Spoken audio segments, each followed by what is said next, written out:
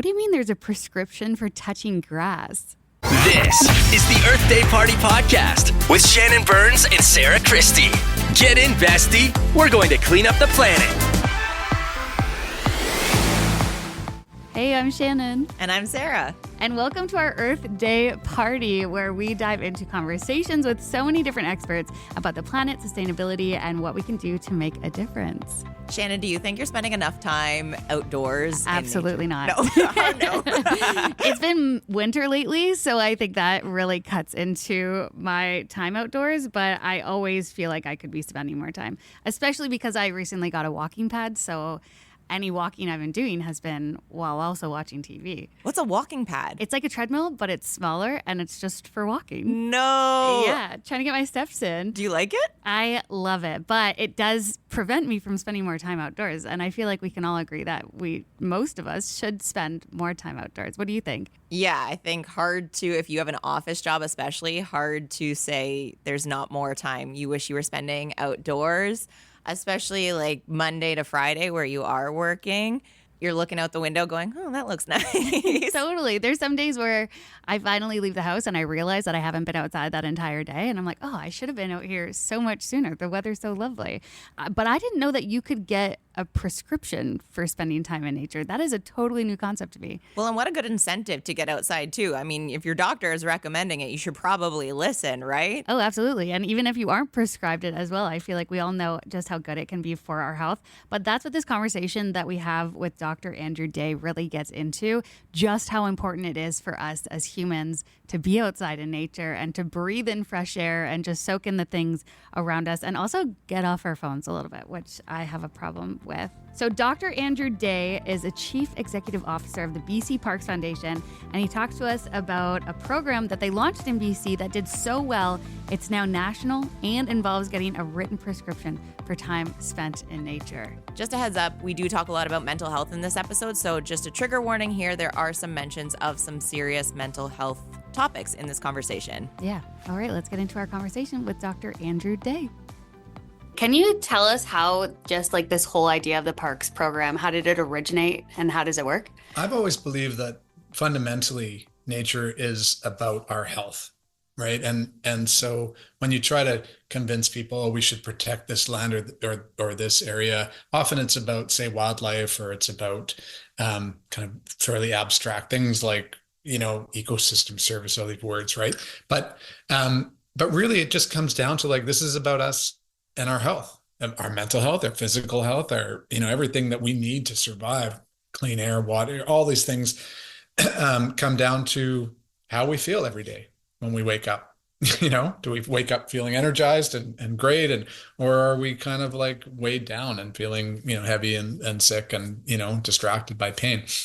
So when our foundation started, one of the core things that we wanted to do was focus on health. And we started to gather evidence with doctors about the health benefits of nature.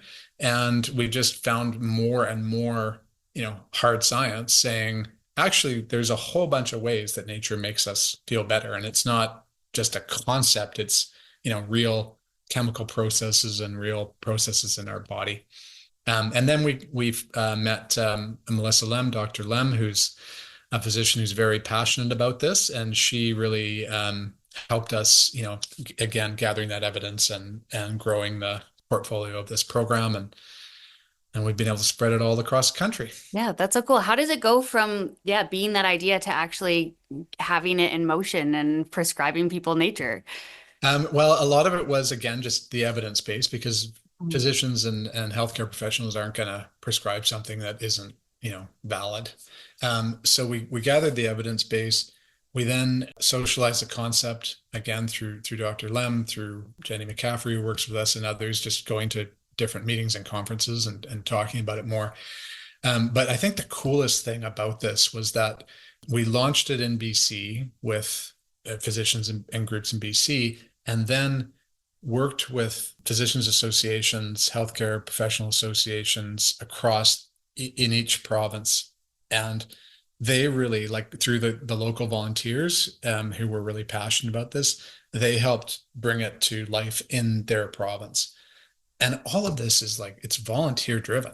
I mean, that's the incredible thing about this is, to have launched a national health care prescription through probably 90% volunteer effort is unbelievable within a couple of years, right? So it just really was, I think, something that's very core to Canadian identity, in the sense that we all kind of spend a lot of time outside. We're impacted by the landscape we live in. We live in a very beautiful country, a very naturally rich country. And so it's almost like we get it. We just get it, right? You don't have to convince people. Well, first of all, thank you. After learning that this is volunteer driven, thank you for all of that and for all of the volunteers. Wow. Did I read this correctly that PaRx Canada is now a partner as well? Yeah, so this was this was fairly early on when we had launched it, where we were looking for places that, so if you got a prescription, that's one half of the equation, and then it's like, well, what do I do with my prescription? And we wanted to break down barriers for people, and so to going out into nature, and so we started to approach different parks, different natural spaces, and for those who had a fee to enter, which a lot of the provincial parks have. We don't have that in British Columbia, but a lot do. And the national park system. We talked to them about, could you provide free passes for people who have a prescription? And PaRx Canada came on board. And then this crazy thing happened. It was just the craziest thing. And again, Dr. Lem was, she really championed this whole thing and pushed for it.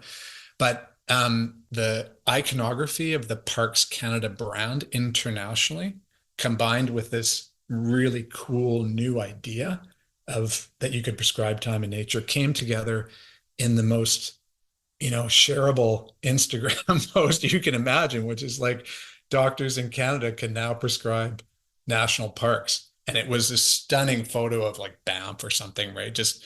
And that went all around the world. I mean, Dr. Lem and I were doing media interviews literally like, couple, 3 times a day for like a month and a half. Right?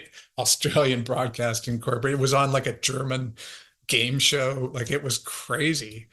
It just went completely viral. It was amazing. But it really showed us the strength of the idea and how Canadian it is, and how, we're just leading the world in this realm. Yeah. After it went viral, did you see an impact of other places starting to do it, or? Yeah, we've had a lot of interest from other countries in the world. There's a few that like Japan, I think is the most interesting in that when they were having in the 1980s, they were having a lot of suicides and a lot of social problems and other things because everyone was just working too hard and was all stressed out and all the stuff. And so they put in place this forest bathing concept, and it's part of your healthcare plan. Like it's paid for and people go and do it. And it's, again, brings down people's stress levels and et cetera. So that was kind of, they were one of the leaders. The UK has been piloting this for a couple of years. New Zealand has a sort of social prescribing program. So there was a few others out there, but now, yeah, we've had tons of interest from a lot of countries. We're working on research partnerships with a whole bunch of countries. Again, just building up the evidence base and seeing what the impact is. And I think, COVID obviously was a kind of joke. It was like our chief marketing officer was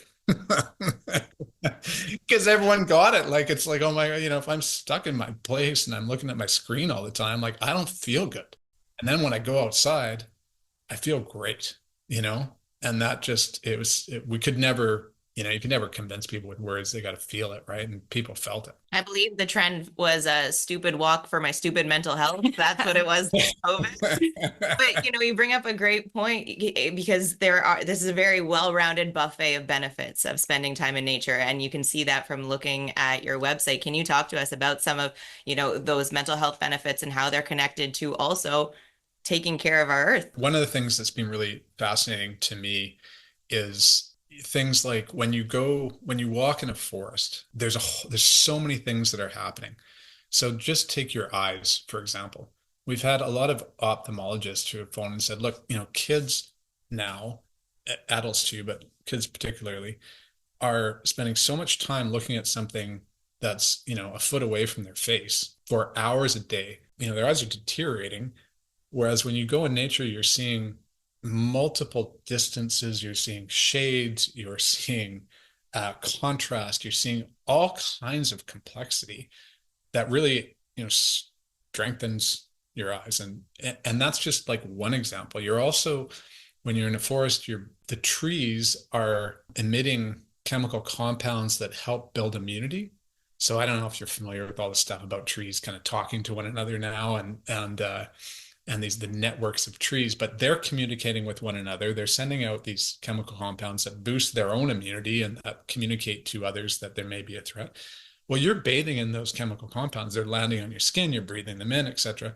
They're boosting your immunity. It's things like that that are kind of very tangible and very real ways that we are physically interacting with our environment and influence our environment that aren't just sort of like, oh, I feel a bit better, but are actually physiological processes in our body. A lot of the research is around just, the effect on our hormones and the drop in stress levels, and the way that when our stress comes down, our health outcomes tend to increase, right? Because stress can put a lot of different pressure on a lot of different parts of your system and trigger other kinds of problems. So, but we have found, a lot of people who have prescriptions for things like depression and other things are finding it just really makes a big difference, right? It's very effective, particularly in the modern world that we live in, where people are isolated more. You're spending more time inside in front of screens, not moving. And how is that connected to then the ripple effect of someone going, oh man, I gotta really start thinking about the environment and taking better care of it? Yeah. Well, there's good evidence that when people feel more connected to nature, they're more likely to steward it. And so we do a lot of work protecting land. A lot of people who just donate, they might put in, $20 or whatever, right? Everyone just pitches in. It's all crowdsourcing kind of thing.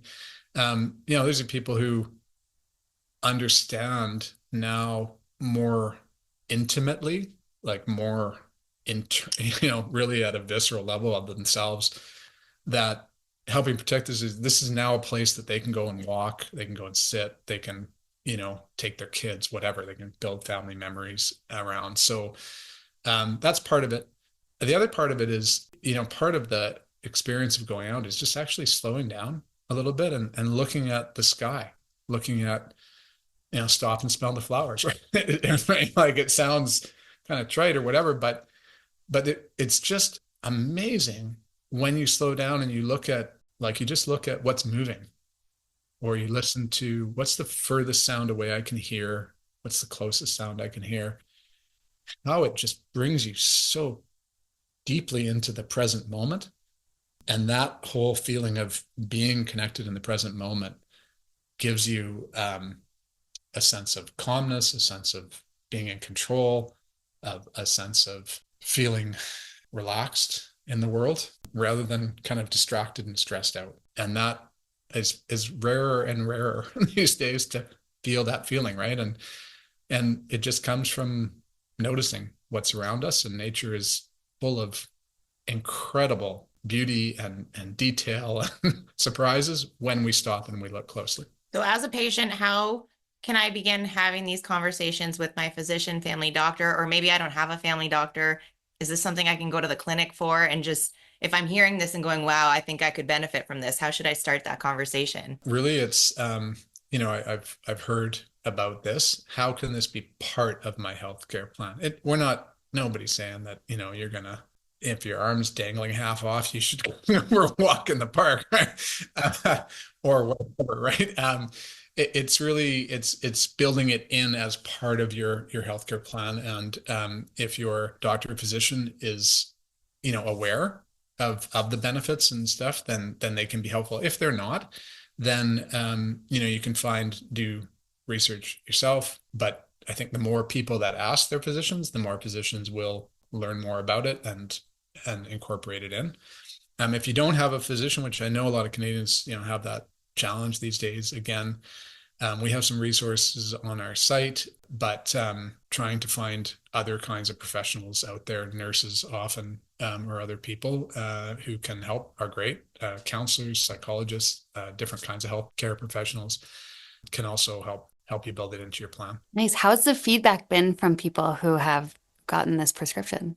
Oh, it's great. I mean, we don't have a direct relationship with every individual, obviously, and it's private and confidential for every individual. But we have had a lot of people reach out and just say, this has really changed my life, and in a variety of ways. So we talk about a couple hours a week outside, minimum of 20 minutes per time, as like, that's just something everyone should be building in. Just like nutrition and exercise and sleep are kind of pillars of health. Spending time in nature is also a core pillar of our health. I resonate with this deeply. I can feel it when I haven't been outside in a while. I can feel, and it's time to go, as the kids are saying, touch grass. It's time to go do that.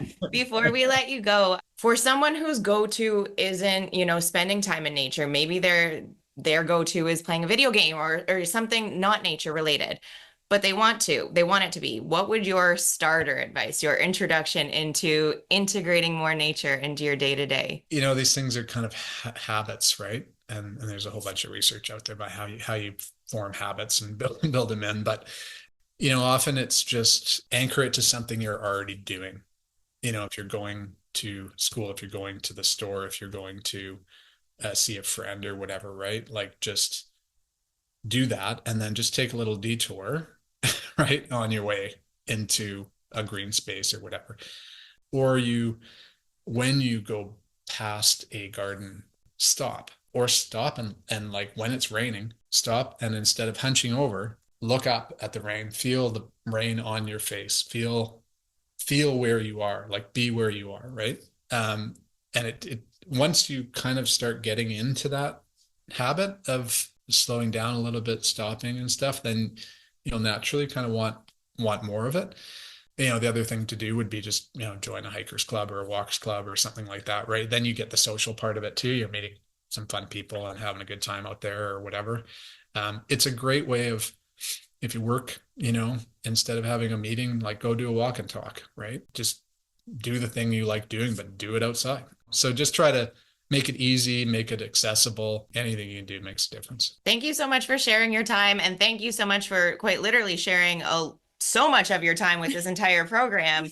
To you and the volunteers, this is just incredible to learn about. And we're so happy to hear that it's grown to the masses that it's grown to across the country. Yeah, it's really cool. And again, our organization we're all just so excited about it. It's a great way to increase our population health and to increase our care and stewardship of this incredible place that we live. The Industrial Revolution had its issues and challenges in terms of health, and now we live in a digital era, and it has different impacts on us as people, and it needs different solutions. And this is really something it's kind of the antidote to the the digital life we all live and the way that that's affecting us, that we're just starting to really even learn about, right? Every time you go outside, be aware of your surroundings and all that stuff. But, every time you go outside, as you said, you feel better. It's just kind of as simple as that. You feel better, you notice more, you feel more in control. And that's just a wonderful thing for now over 1 million Canadians who have received a prescription. It's amazing to have touched that many people through this. All right, that was our conversation with Dr. Andrew Day, the CEO of BC PaRx Foundation. Throughout that whole conversation, I had flashbacks to when Pokemon Go took off. Oh my goodness. That was the best time ever. But did you play? I never played, but I remember just lying in the park, seeing everyone also at the park and thinking, wow, I've never seen community come together in this way. Totally. Even though they were on their phone, it was just swarms of people outside and walking. I had a few friends that got really into it, and they would brag so hard about the amount of steps they were getting in a day thanks to Pokemon Go. We need something else like that. We need like constant flow of games that get people outside. I think that would all be more beneficial for our mental health. Just a citywide hide and seek or something. Or a prescription. Let's email Dr. Andrew Day and see if he's got some ideas, because what a smart guy, hey? That was a really nice conversation. I almost felt more at peace just hearing him talk about what nature can do for our mental health, for our love for nature. What were some of your big takeaways from that one? Yeah, I think just how big this whole concept of the prescription for nature has gotten. I didn't realize that, first of all, it even existed. This is totally new to me, but just how big it's grown. I think that just goes to show how much this is needed for so many people. I also want to talk to somebody who's like received that as a prescription, because I think I would think my doctor was like trolling me or something if my doctor was like, you should spend more time outside and here's an actual prescription and here's a PaRx pass for it. So I think the whole concept in general is such a good reminder, even if you don't get the prescription, that yeah, we should be spending more time outside. Well, you kind of are, actually. So I didn't get a prescription like for PaRx Canada, but my therapist constantly tells me to go for a walk. She's like, go touch some grass. Yeah, Sarah. yeah. She's like, it sounds like you need a walk. So I'm halfway there. Yeah, definitely. Yeah, I do think it is just overall a good reminder that we should get outside as much as possible, enjoy the air while we can still breathe it. Well, I'm referencing back to the pandemic too. That was really such a telling time of how many people would just go for a walk around the block to get that change of scenery, get that fresh air. There's a drag queen that I follow, Patty Gonya, environmentalist, singer, just nature enthusiast. She shared this message that really stuck with me on her Instagram, and it was encouraging people to invite someone else in their outdoor activity. So if you're going for a walk, if you're going skiing, if you're, going to the beach, invite one other person, because not everybody feels welcomed or inclined to go in nature. It's not their first step. And so inviting one other person just makes it a more inclusive, safe space for everyone else. And that really has stuck with me as I try and find more time for myself in nature and soak in the benefits, trying to remember that someone else might need this just as much as I do. Totally. And a lot of people don't love doing something by themselves. So I think that's such a great way to be like, put that idea in their head and be like, hey, come join me and let's make plans. I think also just as adults in our 30s, it's harder to do that these days, to be like, hey, friend, do you want to hang out with me? I find anyway. So I think that's such a good incentive. I love that so much. The buddy system. Yeah, the buddy system. Saving the planet just a few steps at a time. That's so great. So what are you going to do differently? What I am going to do differently is really focus on spending more time outside and fitting that into my schedule, even though sometimes it feels like I just don't have enough minutes in a day. So whether that means just taking an extra loop around the block when I'm going to the subway in the morning on my way to work, or walking home from work instead of taking the subway home, or taking an Uber, just really managing to spend more time walking. What about you? Same, but going to try and be more intentional about leaving my phone behind, because even when I go for walks, I'll find like I can feel it buzzing. I want to check who's texting or what the buzz means. Just leaving my phone so I can actually, like Dr. Andrew Day said, just notice the things around me. Yeah, immerse yourself in it too. That's what I find. I can never walk without some sort of podcast in my ear. So even just pausing the podcast and coming back to it if you're listening to us right now, but taking in the sounds around you as well too, right? Really immersing yourself in nature. Love that. Amazing. Well, thank you so much for listening to this episode. We've been having so much fun having these conversations with these experts, and there's a lot more to come, so keep listening. Earth Day Party Podcast is in support of WWF Canada. Help protect wildlife and fight climate change during Earth Month with a gift to WWF Canada. You can give now at wwf.ca/earthmonth.